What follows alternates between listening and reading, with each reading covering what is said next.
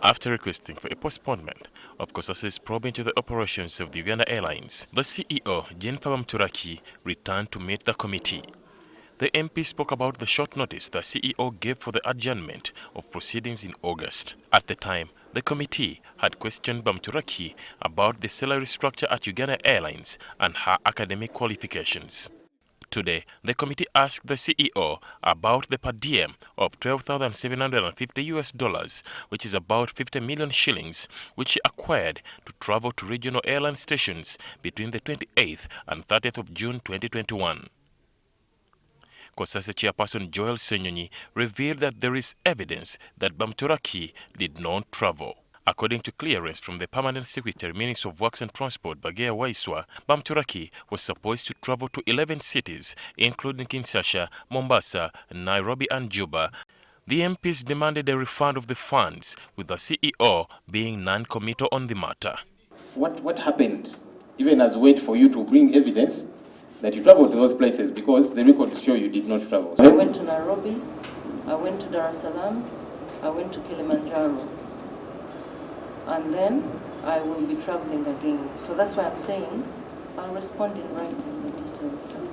To say that even me saying I refunded the money or I didn't needs a written document. Stop being arrogant. Whether you have protection from anybody, even the president of Uganda, he's our president. We shall tell him if he's really the one protecting you. I want to be on record on this. Even if the president, we shall tell the president, please, this is not the right way to do things. The MPs also faulted the procurement procedures at the airlines, which they believe have contributed to the recurring losses. Currently, the airlines has made a loss of over 500 billion shillings incurred during the last 3 financial years. 104 billion shillings in 2019-2020, 164 billion in 2020-2021, and another 232 billion shillings in 2021-2022 financial year.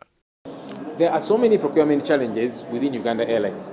You find that equipment worth billions of shillings is bought, they do not follow procurement guidelines.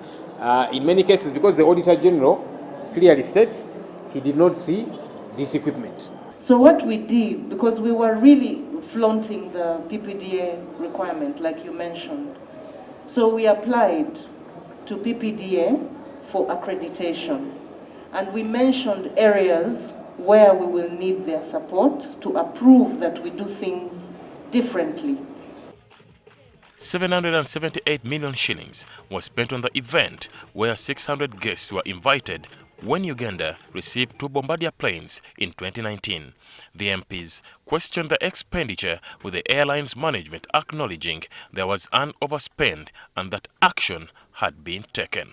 Because it did make sense to us. When you do some quick tabulation, the assumption is we spent about 1.3 million shillings on each of the 600 guests. In your view, in your opinion, was there value for money for that expenditure? In our view, the expenditure was on the higher side. And when we had similar events subsequently, we negotiated it lower. According to COSAS, the 27 billion shillings spent on employees every year, especially on wages, is a huge amount. Ali Mivole, NTV.